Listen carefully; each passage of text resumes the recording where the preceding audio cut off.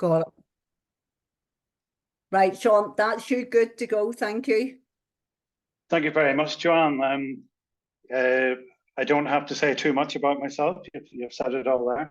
The only thing I will correct at the beginning of things there is that hopefully this isn't the history of Castle Street, and it's just a history. It's my expression of the history of it. And at that, it will only be a miscellany that will help give a flavour of people that don't know Castle Street, or even if they do, it will help show a bit more, what was going on way back in time from my perspective, the digging that I've done. So I'm really going to be mostly a slideshow here. So if people want to manipulate their own Zoom settings or whatever to get themselves the widest or maximized screen setting, by all means, work away. I'm quite happy not to be shown on your screen once I start presenting the slideshow.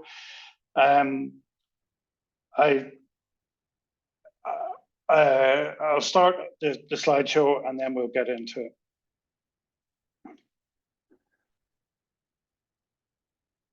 So Joanne, if it's share screen there now.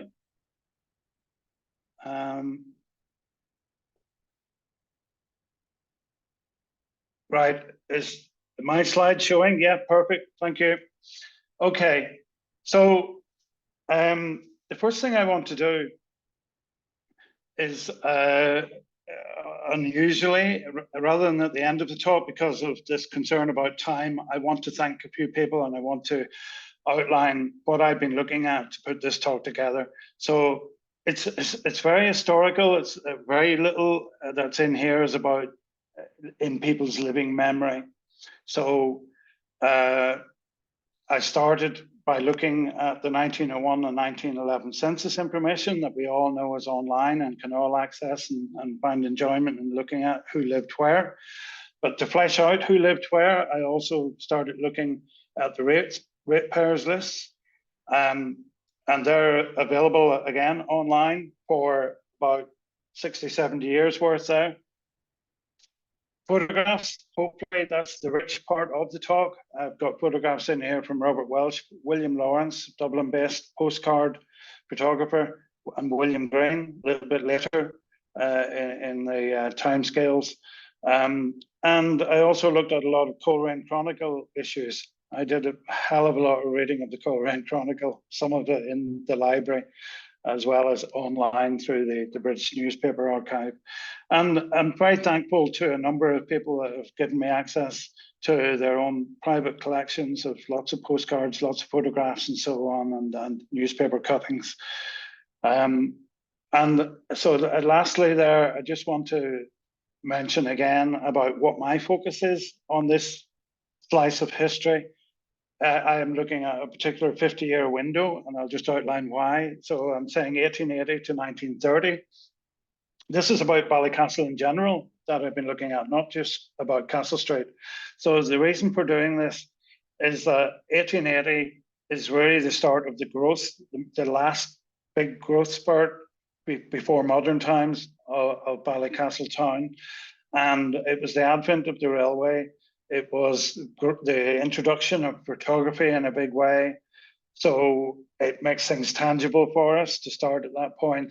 And 1930 as a cutoff is really to do with my emphasis, not in this talk in particular, but wanting to bring out what people were up to in their social lives, not just about what they worked at and where they worked, but what did they get up to, sports, dramatics, leisure pursuits, before cinema and radio and TV came in and ruined all that good stuff for us. So I'll move on now after that and start the talk here now. So I'll nearly even whiz past this introductory setting because I don't know if I'm going to hit all these things, but you'll see just at a glance there, I'm going to talk about some element of the advent of hotels and bars and when Castle Street was formed, people that were in it, a particular journey through one shop, We'll look at some of the roads and alleyways that branch off Castle Street. And if we get time, we'll look at a couple of other kind of miscellaneous things. So I don't know if you can all see that on your screen, if you don't have the wee gallery of our faces minimized, but it's saying, why Castle Street? And that question is twofold. Why am I presenting this talk about Castle Street, I guess? And why is it called Castle Street? Well, I'll try and answer that one first. Why is it called Castle Street? Because there is no castle, famously, in Ballycastle. Not anymore. So here we start off by looking at around about 1600, we have the funeral of Sorry Boy McDonald. We're looking at Bunnamargy Friary here. And in the background, we can see Dunnanini Castle, which was the seat of Sorry Boy before it moved down into town. I'm beginning to appreciate I can't control the slides in the way that I normally would do on the laptop. So we'll see what happens with Zoom here. That's all that remains of Dunnanini Castle there. Flick on. And so a new castle was built in what's now the town. And this was a total ruin, at least before the time of photography, and completely demolished, in fact, before photography. But here's a picture of it inside, in situ, with Colonel Boyd having built his Boyd Church, or the Trinity Church, in the Diamond in Ballycastle. And the church now, instead of the castle, is the vista that Castle Street has. When you come in from the Causeway side, you see the Boyd Church down at the bottom of Castle Street. And if you're coming in from the Glynns side into Ballycastle, as soon as you start going up Quay Road, you see the spire of the Presbyterian Church at the top of Castle Street. So in a way, Castle Street is bookended by two churches. That's the scope for us today. And in a sense, it could be renamed Church Street, but here we go. So this is closer to today. The castle has gone, and now the prominent building at the bottom of Castle Street is the Boyd Church. And we can see in this image, I'll just point out that at the bottom right, if it's visible to you, there's a wee drinking fountain. But since 1900, there's a memorial there called the O'Connor Memorial. That 1900 boundary delineates really old photographs of this area from old but not so old. So if you see anything with the O'Connor Memorial in it, it's really not that old, 1900 onwards. We'll get to see some of that as we go through this talk. So I just want to illustrate the fact that Castle Street almost was Ballycastle at a time. That might be showing up very big on your screen, but we zoom in a little bit on this old map. You can see that the extent of Ballycastle was mainly just Castle Street, and then a little bit of Ann Street, and then nothing, just a tree-lined avenue down to the foreshore.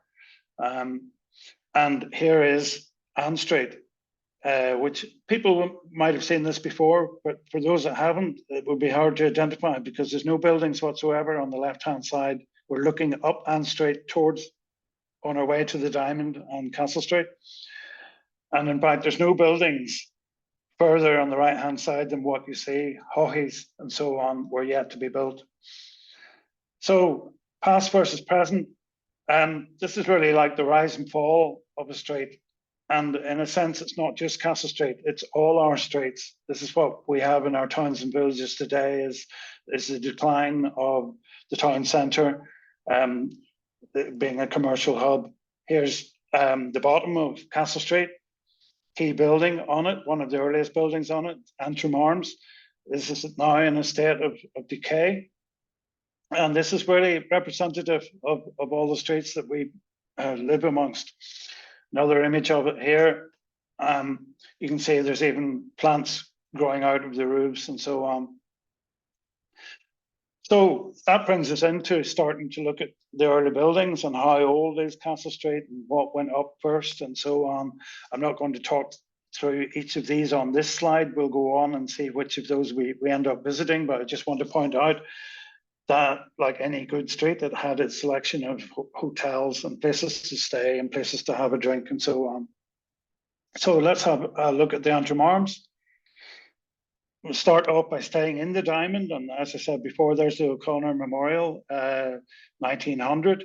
But what else can we tell about this photograph? When was it taken? This was a big thing of mine, that we see so many old photographs and we say, well, that's fantastic, but we tend to see them in isolation and we don't see them juxtaposed beside each other and say, well, which of those is before, which came after? And in this photograph, you could, for instance, guess, because I think that's a Model T Ford sitting in the middle of the Diamond there, which that model might be about 1910. But that guess mightn't be right. Is there another way of getting it? And so we zoom in a little bit. In this photograph, we can actually see the names of places in the background, or at least I can, in terms of the quality of what I'm looking at. I'm not so sure what Zoom is showing you, but I'll tell you. We're looking at Colgan's tea rooms, McKinley's tea rooms, and we're looking at Henry McClement's spirit store on the right-hand side, where the Diamond Bar is today. So what do those three names above the doors mean for us in terms of being able to identify things? Well, this gets into who lived where. So for the whole of Ballycastle, I've looked at the census information. I've looked at something called Griffith's Valuation Revisions Books, which is basically who was paying the rates. Doesn't name everybody in the house, and it's not necessarily anyone who's living in the house. It's who's paying the rates on any given year in which buildings. But thankfully for Castle Street, for tonight's talk, because it's a very much a shopkeeper-based street, the people that are paying the rates are also the people living in the buildings. So that's helpful to us tonight. So rather than going in and out of that every time I was starting to look at different buildings, I decided I am going to transpose the whole of Griffiths into a spreadsheet. So this is where I'm hoping now that I can jump out and show you that spreadsheet quickly. So here we are sat on a tab called Castle Street. Don't have to digest or memorize any detail in here. I just want to show a flavor of what I had. So over on the left-hand side, we're starting at the bottom of Castle Street with the Antrim Arms, and we start working our way up the hill past the House of McDonald, the Golden Chip, for people that know the town, and so on, up to the top of Castle Street and then back down the other side. And as I scroll along this, we're going down through the years of all the different revisions books and who lived every time, and then we start hitting the census years and who's all in them at that time. And so on, right down to 1930. So that's all collated, and it helps me go and check. And for the purposes of that diamond photograph and the car, what year was it? I can whiz along and pick up the diamond. And here's the Diamond Bar just before Castle Street and the Antrim Arms.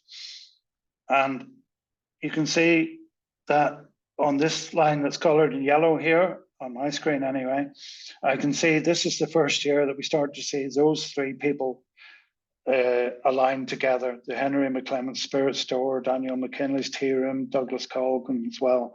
So that's a good pointer as to the date of that photograph. There are lots of other ways of doing it. I'll come back to the presentation now. Here's our photograph again. If we get closer into the Antrim Arms itself, here, there's a number of features on this building. There's the Ulster Bank legend here. We know from the same spreadsheet that I put together there, I also know when the Ulster Bank moved onto Ann Street and would have no longer had a need for this pop-up bank within the Antrim Arms. Another item is some of the insignia and so on that are on the side of the hotel. So here in particular is a strange one. It's a three-winged wheel, and there's some lettering on it, which I can see, which says CTC, and that stands for the Cycling Touring Club. That was a big growth in leisure around the 1890s, 1900s, 1910s, everyone was cycling. Dunlop did a lot for us with this pneumatic tires. So everyone was cycling from Ballymoney to Ballycastle or wherever, and needed somewhere to stay or somewhere to have a drink and so on. And by putting up that plaque, the Antrim Arms was saying, come in here. If you're a member of the Cycling Touring Club, we'll give you special rates. So something to look out for elsewhere. Here's another image that appears to show the similar insignia, but it all looks a little bit false, doesn't it? At least I think so. And this one baffled me, and I'm not going to stay on this, but I just want to show you a curiosity. There's another photograph that's exactly the same subject. Here, if I flick back and forth, you can see they're on it and they're not on it. I don't know if that's coming across. I hope it is. But not only those insignia on the front of the building, but there's a return at the back of the Antrim Arms there, that's in it and not in it. And as we move into the era of artificial intelligence and enhancement of subject matter, I find it very curious that somehow this has happened in the past, and I don't know how, but I've parked that and we'll move on. I just mention it as a curiosity. Let's get into a very older photograph where there's nothing in front of the Antrim Arms. And I can see again on my screen that there's no return here at this point in time. This is in its early formation, or certainly before the growth of accommodation within the town. So this is as old a photograph as I've seen of the bottom of Castle Street. Here's another viewpoint of it, looking down towards the diamond. And in this one, there's plenty of nice activity to start looking at. So one of the things that we can look at is the big light above the entrance into the hotel. That's a very sizable thing to be hanging on the outside of the hotel. So the feeling is that that's a domestic, well, supplied to a domestic property of lighting, maybe not the official street lighting of Castle Street, but something that the Antrim Arms have bought themselves from the gas company, which started in the 1870s. So let's get closer in and have a look at these guys. I'm hoping most of them are showing up on your screen. I'm going to try and see if I can minimize things on my own screen. I can't readily, that's fine. I know what's in these slides.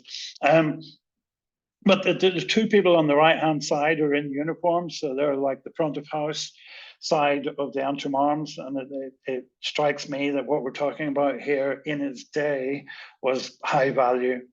There were other hotels in the town. There's the Boyd Arms, there's the Royal Hotel, but the Antrim Arms in its time was the place to stay if you had money.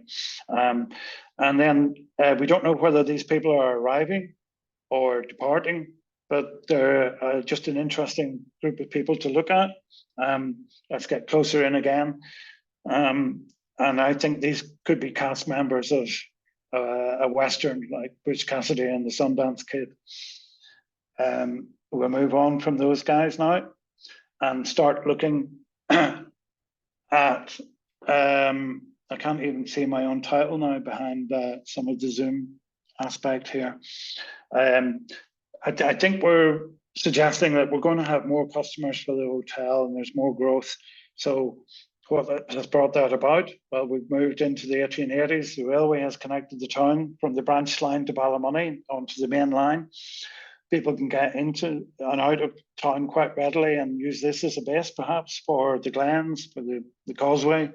And it really brought a lot of tourism to the town, as well as it being an accessible seaside town that people could retire to.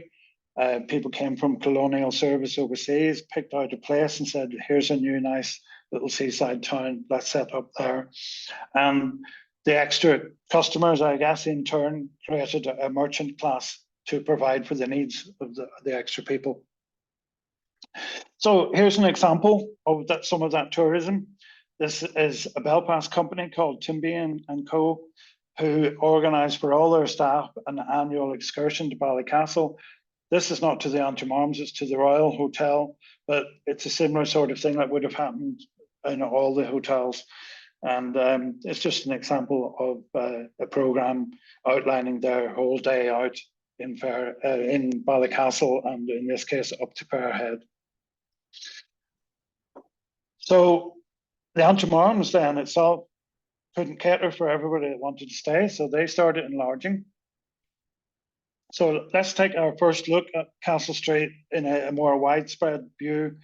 We're at the top of Fairhill Street, looking down across the old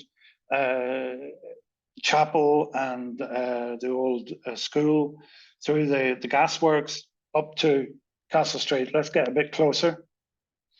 So this is an older photograph. Where's the Antrim Arms that we were looking at just now? Here we are on the corner with the diamond. Let's put it alongside another photograph taken a little bit later when we've had the extension built, and we can see that the town is starting to grow. So this is a little bit of the built heritage of Castle Street. So we move on and try and find out other information that helps us know how old is Castle Street, because we're obviously looking at photographs, but it existed way before photography. So let's have a look at that. So here's a lovely sculpted plaque. It says on it, this house was built by Charles Gray, 1740. And that date is hopefully correlates with the time of Boyd. He built the Diamond Church, which was built around, I think, 1750s. He had his industries going on in the early 1700s through to the mid 1700s. All the boats waiting at the harbour, where the harbour was what's now the tennis courts, and lots of little industries, soapworks, tanning, not sun tanning, but leather tanning, and breweries and so on. So 1740 is the first date that we're showing here for this wonderful stone plaque, which was sculpted by a man called Alexander MacDonald. And he did a lot of the sculpting. Well, his main stock and trade would have been the building of headstones, but they were wonderfully ornate as well, and a lot of them can be seen in Old Ramon Churchyard, or Bonnemargy Priory, where his own headstone, created by himself, is there too. This particular plaque can be found behind the Glenchess Bar. If you go down Clare Street and just take a first right down there, or not the first right, but you'll see where to go. It's inset into what was an outside building, but is now a wall exposed to the elements. So it's wonderful that it's in as good shape as it is. That's still viewable to us. Here's another one, which isn't viewable to all of us. It's only 1 year out from that 1740. So we're looking at 1739. This house was built by John McCurdy. So this plaque was found in an outhouse behind what is now the Golden Chip on the left-hand side of your screen there. That's a contemporary photograph. If we push back in time, perhaps to maybe the 1950s, it was occupied by a butcher, Johnson Fletcher. And what's of note is I think the windows of this Johnson Fletcher look very, very similar to the house of MacDonald next door. So maybe the provenance is equal for those two buildings or roundabouts. If we look at the house of MacDonald, we can see that at that time it was called the Donlew's Bar, and that the proprietor was Mary MacDonald. And so let's take a look then at the house of MacDonald. And tell its little story. So we're going to start off by looking at the back of Castle Street, behind the buildings. So I'm picking out here, hopefully you can see, I've put a red line to outline the staircase descent from the Castle Street level itself down onto Mill Street. So we start at the bottom at Mill Street here. What we've got is a two-story stable. So there would have been stabling for, I don't know, maybe 10, 12 horses, and a hayloft above, and places for the ostlers or the stable boys to sleep over. What was the purpose of so many horses being able to stay here? Well, it wasn't for the House of McDonald itself. It was for the Antrim Arms. The original owner of the Antrim Arms was John McDonald. So there's a correlation between these buildings. So it's a lovely staircase ascent as we go up, and people who have been in the House of McDonald will recognize that these buildings in the middle here have had their roofs decapitated, and it's now a lovely patio with a view of Knocklead behind it. Lovely in the summertime. Here it is, contemporary. A little bit of decay, roof gone, but this has been tidied up since I took these photographs, and that's still a building that maybe can have a future purpose. We're inside now in the bar. I guess if we go by the date within this building itself, it says established 1744. I don't think that the bar might have been, but it might date the building itself. Interior, probably Edwardian, not Victorian, but still very old, very still unchanged. And here are two previous McDonald's behind the bar, Mary and Margaret McDonald, or Maggie. And I'm now going to jump to tell a little bit of a story about them so that I can move on to another topic. So their father was a man called Randall McDonald. So as well as a spirit grocer around the turn of the 1900s, he was also a vet. So if you look at the House of McDonald from the outside today, the left-hand door of it is almost like a false door. Once you go through it, it's just, I'm going to call it a horse width in dimension. It doesn't take you inside the building. It takes you out to the backyard directly.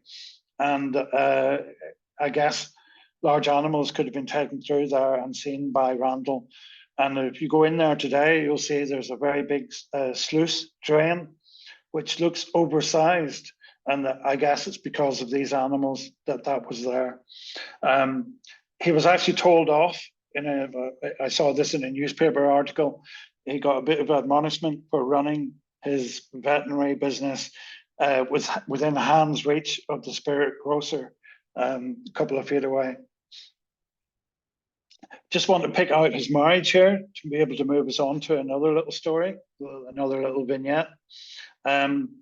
So Randall married a woman called Margaret or Maggie McMichael. And yes, she's related. We'll go on to that. So if I jump onto the other side of this marriage certificate, we can see that she had been in the Royal Hotel before marriage. And we can see that the fathers of the bride and groom were each hotel keepers. So I've already alluded to John McDonald had owned the Antrim Arms, and James McMichael, my great-grandfather, was running the Royal Hotel. And before we leave this, we'll just pick out the witnesses of the marriage. So we've got Daniel McKinley, and I just want to flag him up because we're going to come back to him later, and Kate McMichael, so the sister of the bride. So here are those sisters, or four of them, in fact. And there's Maggie on the left and Kate as young versions of themselves. And let's go to a little bit older. Here's Maggie now married to Randall McDonald. And people as old as me, at least, will remember, I think, this being John McDonald, who used to drive the silver VW Beetle. And I think I don't know, but I think that might be Randall MacDonald from Glendon or Cushendun. So this is jumping us across now to the Royal Hotel, where Maggie McMichael came from before she married Randall. And she's on the left of the photograph there. There's her sister Kate again. And this gentleman on the right-hand side is my grandfather, James McMichael. And my the great-grandparents then sat down. So James McMichael that I picked out there, he ran a kind of shop on Ann Street. So I'm apologizing to jump away from Castle Street, but it's only temporary. Let's go up to Ann Street and see what we have to say there. So this story I've titled Painters and Actors. So this is getting into, I suppose, some work-related activity, but also some leisure activity. So here's McMichael's Chemists, which was opened in 1910 on Ann Street.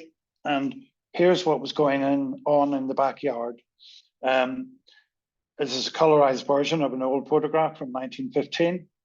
And I don't know the play, and if anybody can see with whatever pixels they have, we assume people that they recognize. Yeah, I'd love to follow up on that. I know some of them. I know some of them are Castle Street people or originated on Castle Street. There's a few Beckwells there. J.P. O'Kane and, well, my grandfather and McClister's grandparents as well are in that from Ann Street. Here's, sorry, I'll just nip back here. The main thing that I really wanted to say about this photograph that I missed saying is this bit of background, this trees and greenery in the background. This was painted by a man called Robert McWilliams, who was a boarder or lodger in the 1911 census with my grandfather. And he and a colleague of his had come over from Scotland as painters and decorators. And he did a lot of these artistic works, including murals over in Glendon Church. So we go on to talk about Robert McWilliams then and his painting. So here's just an image of him here at the back of this group. I picked him out there. So this is Laura Lodge, Glenariff. Here's the two of them again in the back here, Robert McWilliams and Hugh Cook, these painters and decorators.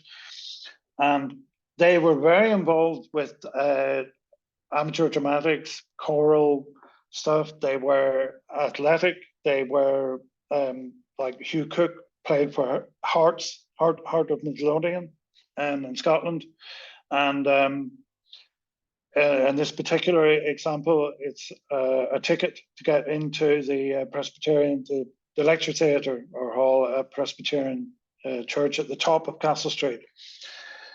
And there were lots of other events as well. I'm picking out this one. It's a dancing class, but the reason I'm picking it out is because I guess the secretary of the dancing class was Robert McWilliams, and at this stage living in Castle Street.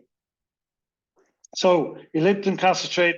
Where did they have their business prior to that? Here's the Diamond, busy market day, but in the background where Vincent Gallagher's fruit and veg shop is today, we're now looking at McWilliams and Cook, painters and decorators. I just think that's a lovely ornate frontage to the signage.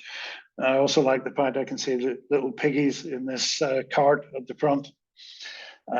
These little piggies went to market. Here's the house that Robert McWilliams lived in on Castle Street. So we've kind of just turned the corner from the Diamond and are heading up. And here's another image of it on the right-hand side here, opposite the Antrim Arms that we looked at earlier.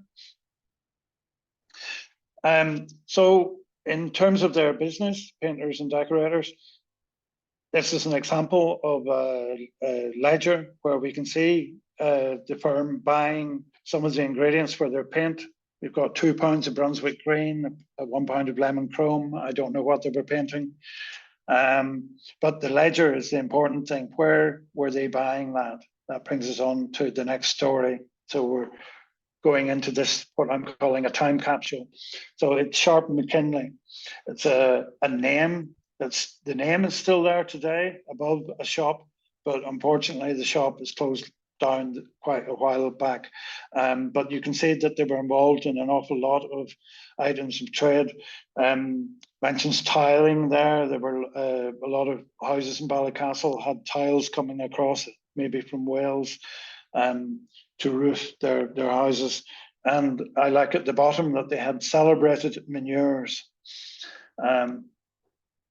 I'm standing outside, a slightly younger version of myself, talking to the then proprietor, Jerry McKinley. And we're going to see if we can go back in time here. Hope this works. Okay, so now we're looking at Jerry McKinley's father is a young man in the middle, Archie McKinley, and on the left is his uncle, Daniel McKinley, and he was running the shop back then. So let's see if we can take a look. There's Daniel McKinley, and he was involved. He was part of the great and good of the town. All the merchant class started taking a part in all the social engagements of the town. Here's a committee for the sports and regatta down at the newly created Marine Hotel. And there are a couple of other Castle Street people in there as well, but I won't delay things by talking about them. Instead, we'll go back into the shop. And I kind of think of the shop as being a version of people who remember the Two Ronnies sketch show, where they spoke about four candles. This was the kind of old-fashioned shop that it was. Jerry knew where everything was in its place, and he could find it for you. And nothing was priced. There was just a code, and he could tell from the code how much to charge you. Here is an old set of scales in the shop, 100 years old, I guess, for weighing nails and such like. Another image of the shop. Seems like a clutter, but as I say, he knew where everything was. But decluttered, this is what the shop looks like. I was going to say today, but it's actually still a long while ago even now. This is the original fittings of the shop from over 100 years ago. The photograph isn't 100 years ago, but the fittings were. And here's another part of the shop. I say the shop, but actually it had its own entrance. This is a little office at the back, which I never saw when I was growing up. Didn't know about it at all. But if we try and shine some light on this by taking away that hardware, we see that what we are looking at is a clerk's desk with a counter in place for us to step up and say, I want to travel to Eureka, California from Ballycastle. And they would have been able to sort you out with a ticket. You'd be jumped on a train to Ballymoney over to Derry across to New York, and inland passage then across to California, all sorted out from one place. And here's an example of a brochure outlining some of the steamers that you might have been able to sail on. Here's some baggage labels for the journey. You were able to say, I want this put in the hold. It's a big, American trunk. I'm only taking a small amount in the cabin. So the baggage labels were able to control what went where. And here's an image of Jerry with that collage of labels and me holding a cabin map where you were maybe able to look at and try and pick out where you wanted to have your cabin on the ship. In this case, that's the Olympic, sister ship of Titanic. And people buying their tickets here, well, they didn't leave behind the stubs, but the books of stubs of the tickets that they bought still existed. And in fact, they're up in the copies of them are up in the Public Records Office in Belfast. But I've collated them all. as to when their journey was, the age of the people that went, what their trade was, if it was listed, where they were from, what ship they sailed on, and so on. Here's examples of those ticket stubs. So here's a Cassie Blaney, age 17, heading out on her own. And a couple of years later, so this is 1905, that one, a couple of years later, 1907, I think, there's a sister, two sisters of hers, a Mary Jane Blaney and a Sarah Blaney, heading across to Boston eventually. And here's a brother of theirs, Daniel Blaney, giving away his daughter in Boston many years later. The person that's missing was on this ship, unfortunately, and died as a crew member. He was a fireman on Titanic. So where did they live is the next question. And I titled this little bit of a story, Where the Streets Have No Name, but it's actually the opposite. The streets have too many names. So let's start off with the census. Here's what the census tells us about Ballycastle. Not many streets in it, really, and lots of them are very small. So what have we got? We've obviously got Castle Street, and off Castle Street, there's an alleyway called Castle Place. There's another place called McCurdy's Row. Where was that? And yet another place called Wilson's Row. I'm wondering where that was too. So Wilson's Row was otherwise known as New Row. So there's a difference between historically what streets were named maybe by local people and what the authorities and map makers and so on labeled them as for different purposes. And there's a difference again between what people who have living memories of those alleyways know them as. So I want to preface that. I'm going to show a name called Boyd's Yard. It might be in conflict with your knowledge of where Boyd's Yard was, but it's what the Griffiths and the census and so on correlate to that I'm about to show. So McCurdy's Row was Boyd's Yard. We'll take a look at these in a little bit more detail because these are completely different from the Antrim Arms Hotel. This is a contrast now showing how the other half lived. Here's a Griffiths revision map. And what we're looking at, right-hand side, the diamond, Antrim Arms on the left-hand side. As we go to the left of this slide, we're heading up the street and we come to an entry on the right-hand side of Castle Street as you head up called Boyd's Yard. And I'll tell you where that is in a minute. We just want to now pick out New Row. It's on a completely separate map. It's the usual thing. It's like when you're driving, you end up going across the crease of a map.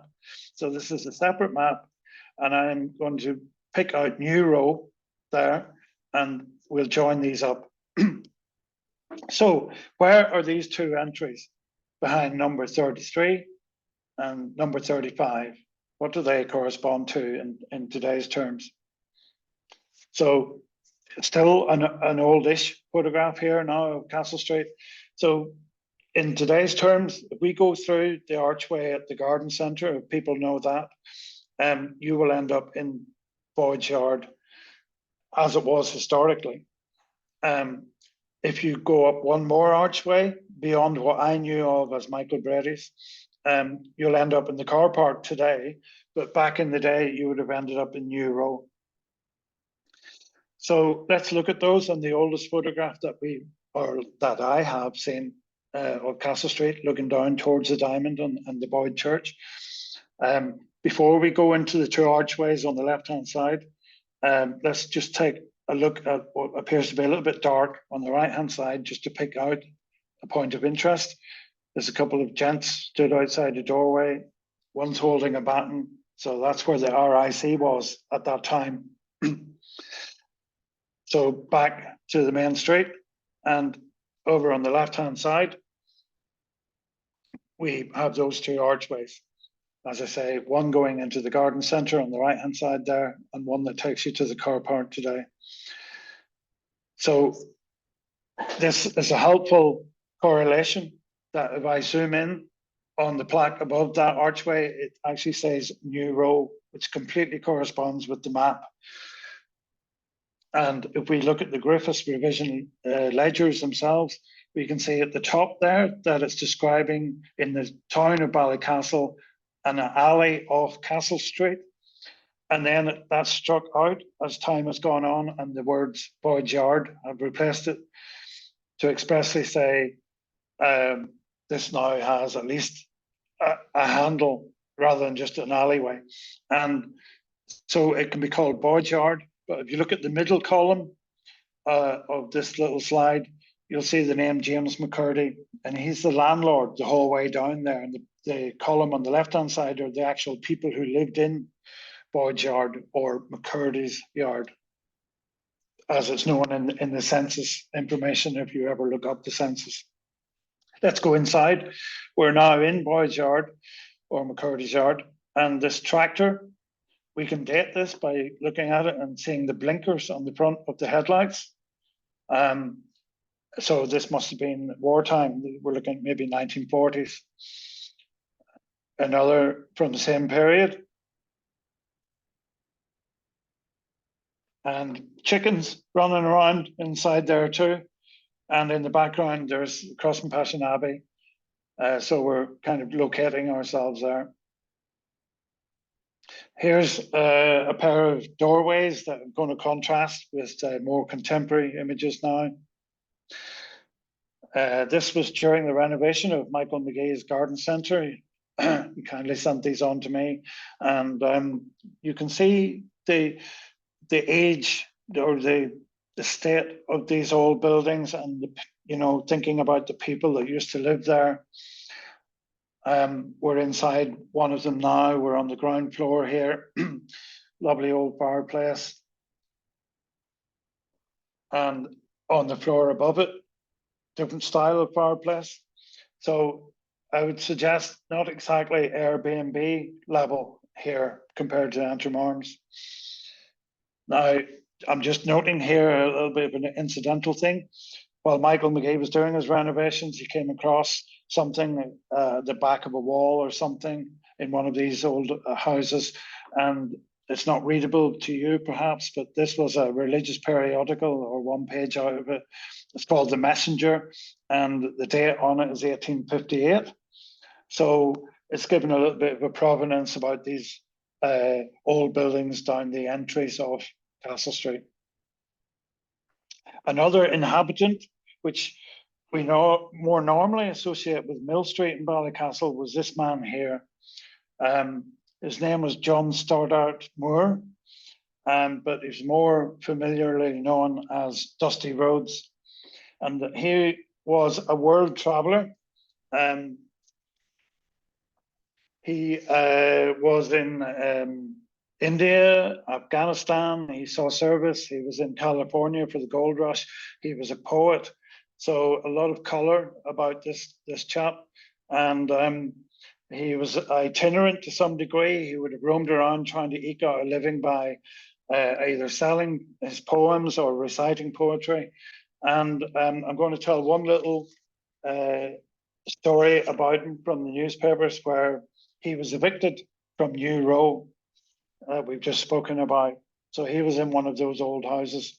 And his landlord was a man called John Scarlett, who also resided on Castle Street. And later generations had the printing business there.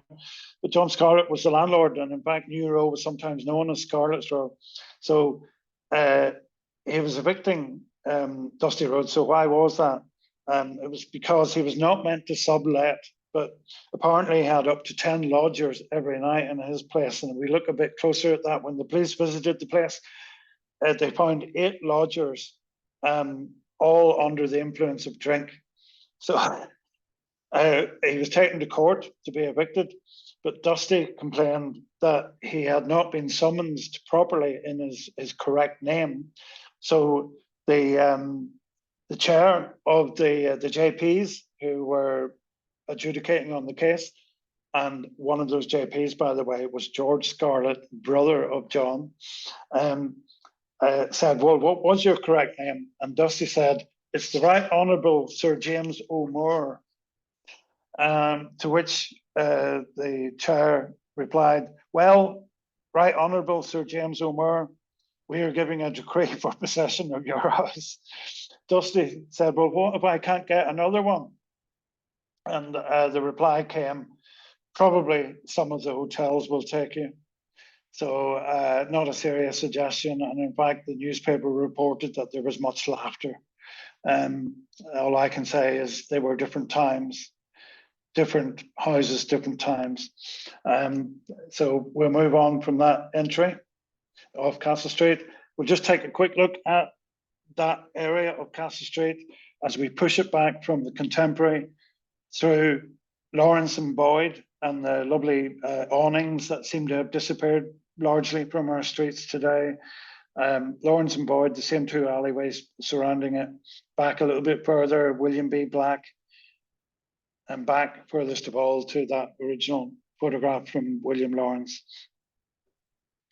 Moving on to some newer roads. So Castle Street had a change, not quite in my lifetime, but a bit before. Let's look at it contemporary first. So here's Princess Taisy.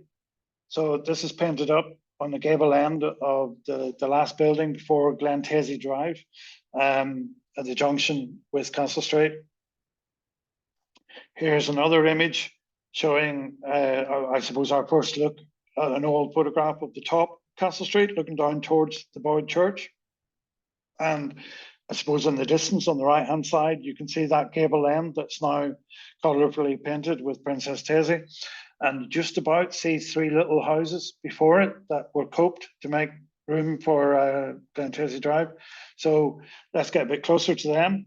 We're able to see them here courtesy to this photograph that somebody took of a parade. And we think this is about 1930s. Just following the parade a little bit, we can see it going down further down Castle Street. So it's just nice to see some older photographs of that part of the road and some of the fashions of the people in that time. Here's an aerial shot of what happened when that road was driven through. So you can clearly see that Glen Taisy Drive is fairly new there, very white looking on the right-hand side of Castle Street. And another aerial shot from the different direction show kind of the whole length of Castle Street as it goes up the hill.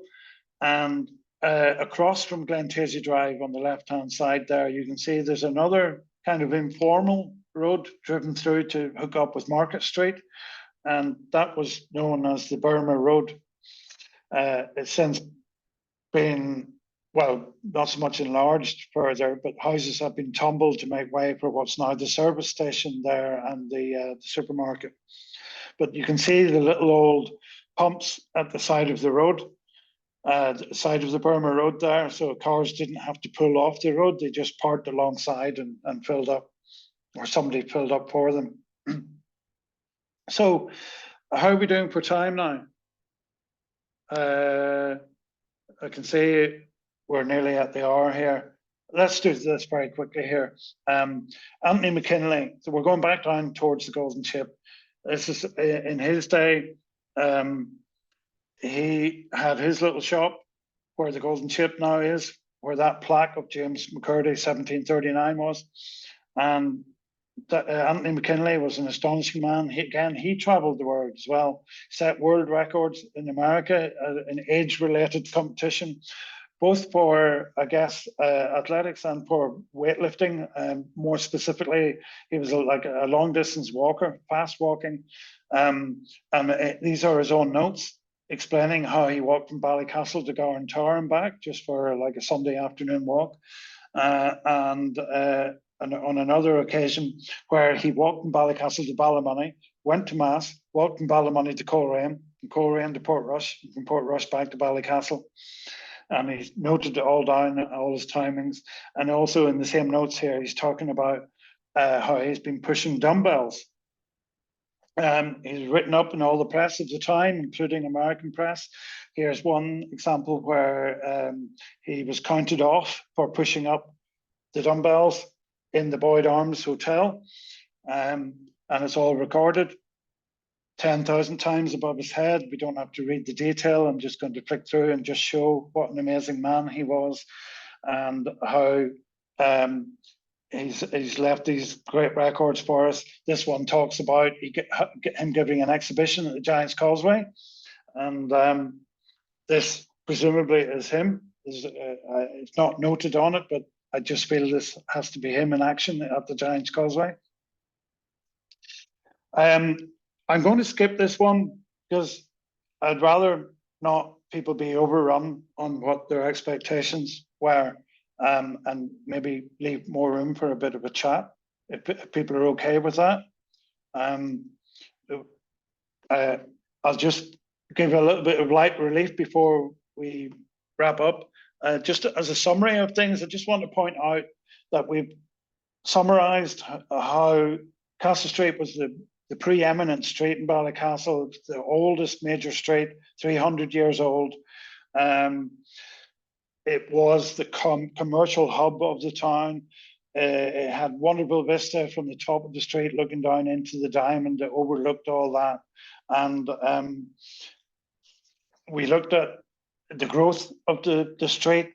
We looked at the influence of all the hotels and bars, and looked at a couple of them as little case studies in terms of the built heritage of Ballycastle and specifically Castle Street.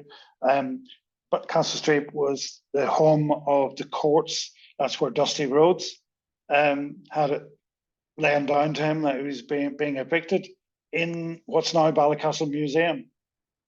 And we saw also that it was a home, at least at some time, for the RIC. And we saw some notable people laterally there. Somebody who died on Titanic, the only person I think in Ballycastle area who died on Titanic. And we saw world records being beaten by people on Castle Street. And as we finish up here, let's take a little slide down Castle Street in the company of these school children in the 1930s. There's one of these little lads I want to pick out because, again, I'm going to guess on this. I don't know, but I'm going to guess that might actually be Jerry McKinley, the man that I was speaking to in one of the earlier slides in the Sharp McKinley shop. So let's bring a group of kids further down the street, and now we're actually looking at Sharp McKinley shop in the background of these children. And let's go into the shop one last time. There's Jerry, and what had happened here just prior to this was we had asked Jerry, was it all right if we went into the little shipping agency office and had a hook about through all that material that was cluttering up the clerk's desk. You couldn't see the wood for the trees. We hooked about. He let us work away at it. We came out and showed him this wonderful color print, framed print, a promotional piece for the Anchor Line shipping agents, shipping line. And what's happening there is him looking at it for the first time. He said he had lived all his 80-odd something years there, and he had never ever seen that in his life before. And I just thought that was wonderful, and I loved the way he laughed about it. And so that is me as far as the talk goes, and hopefully we can have an opportunity for any questions and comments. Thank you, Sean. That's a fascinating talk. So as I say, folks, if you have any questions for Sean, now's the time. Just before we start, I'm going to pop a wee link for a evaluation into the chat. It's very short. This is funded as part of Ballycastle Museum project. You can appreciate we do have to then report back evaluation to the funders. It helps us secure future funding, and it also helps us to shape future programmes. So if you have 2 minutes this evening, but if not, there will be an email link emailed out to you all next week. So floor is yours for questions for Sean.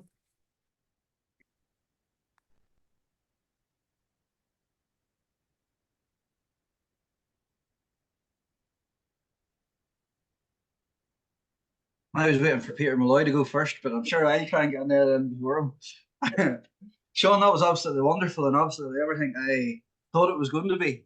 And you've definitely been keeping them pictures I hadn't away from me. So you have, Was there some you hadn't seen before, Kevin? There was quite a few that I haven't come across before. But listen, I'm not going to take up too much of your time. I Yeah. took a few notes down, and two questions, and one is just a little bit of a note.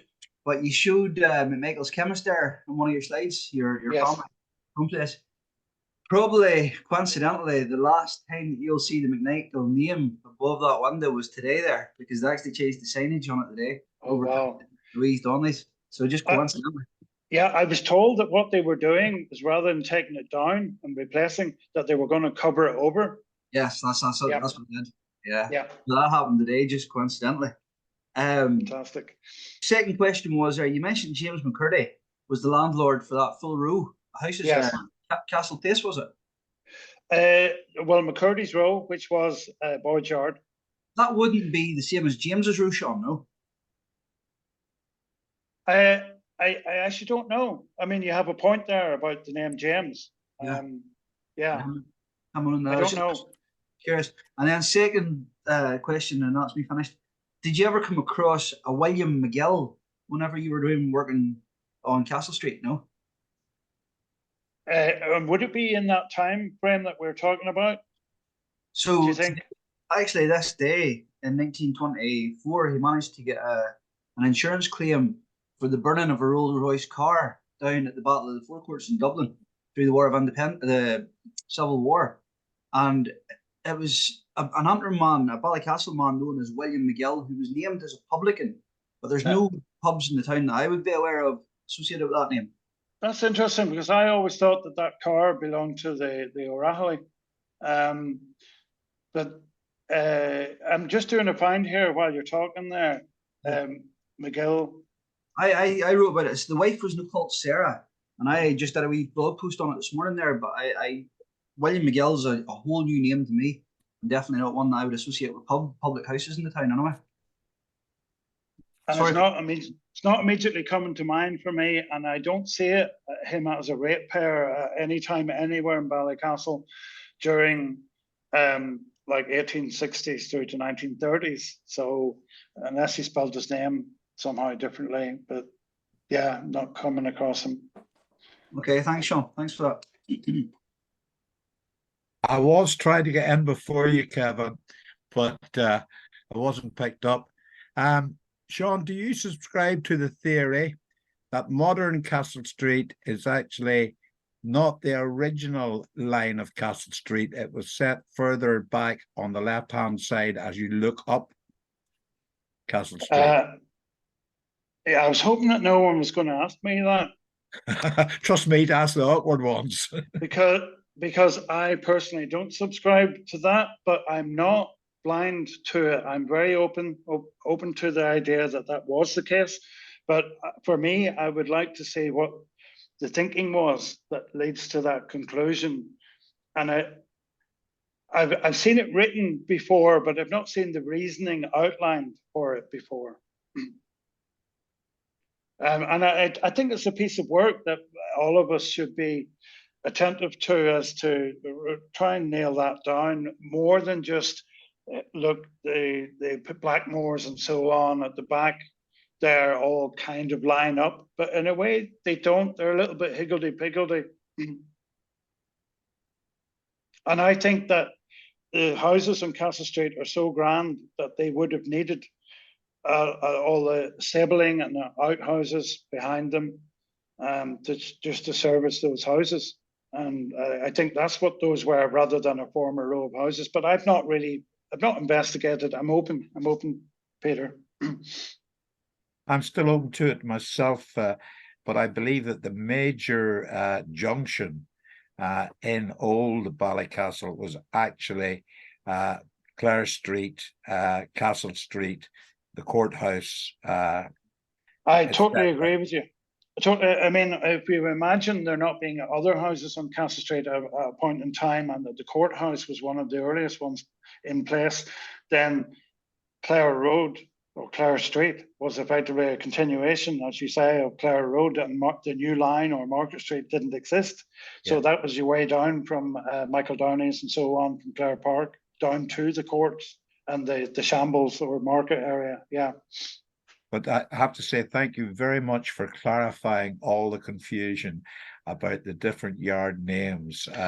But I'm still Peter, you know, I'm still going to get flack for Boyd Yard, but hey, we'll deal with it. Thanks for a lovely talk. Thanks, Peter. Cheers.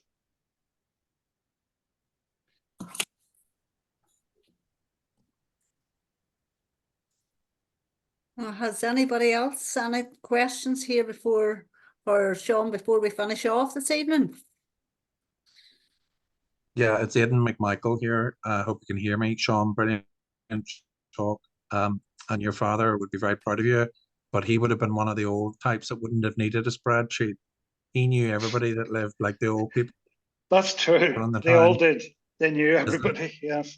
So Oh, by just the way, to I add see the grandfather clock in the behind background, you. yeah, I see the grandfather from clock that stood in the chemist shop. Yeah.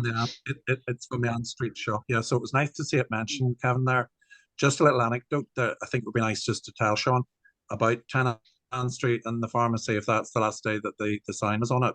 During the summer of last, a few of us in the McMichael family got up into St Mary's dance hall up at the back, and Sean referred tonight significantly to the painters and actors that lived there in the 1911 census and so on. But when we got up into that dance hall, we never had seen it as children. We noticed that the practice artwork of those two chaps were on the wall, so we were able to take photographs of that.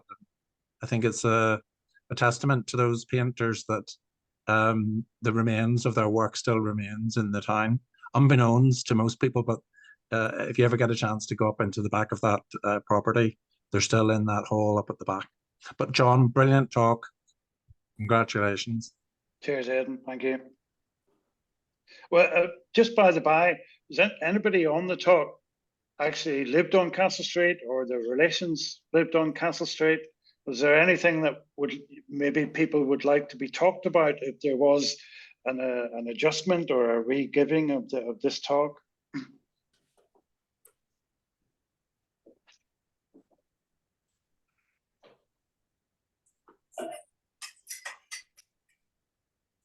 Obviously, all the audience this evening was more than happy, but what I would just say to those of you who are still here, if you do have something that maybe comes up, if you don't have the contact details to send to Sean directly, certainly send it through museum service and we'll pass it on.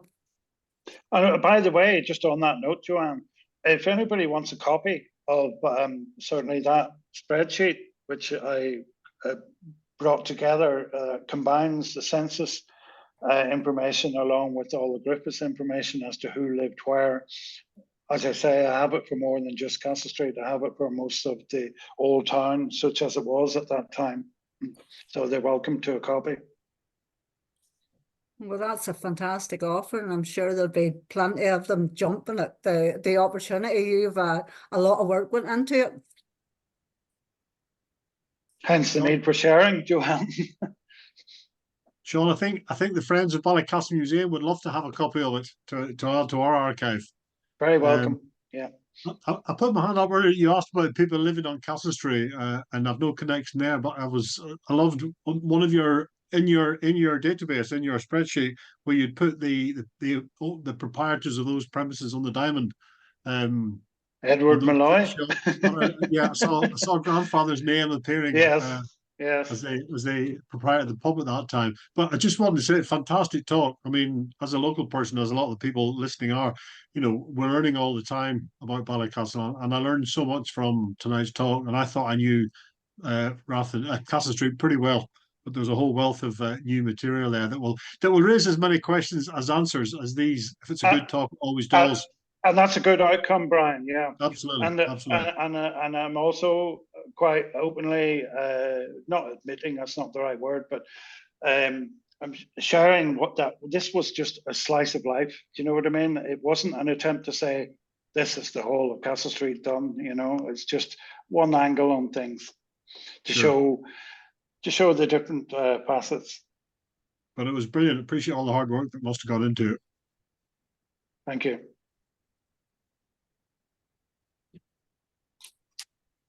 Well, Sean, I just thank you, and adding on to what Peter was saying there, you didn't have to be a local of Ballycastle to enjoy the talk. I very much not a local, and I really enjoyed it, and it gave a lovely insight to that social history that would have been found in sort of towns right across the I think country. you're right. I think you're right. Yeah. By focusing on a specific case, you're doing the generality at the same time. Yeah. It was a fantastic. I was sitting engrossed. I think I missed somebody in the waiting room at one stage. Had to get a gentle reminder in the in the chat about it. So as I say, thanks very much for joining us for this final talk this year. And I have put that wee link for the evaluation into the chat there. If you have time this evening, it is very short, very straightforward. In a few minutes, we'll do it. But again, if you don't get a chance, Hannah will be emailing out the link to it next week. So again, thank Okay. you. And thanks Thanks, everyone for Joanne. attending. Very Yep, good. thanks, Thank you. Sean. Thanks, Joanne. Thank you. Okay. Bye, folks.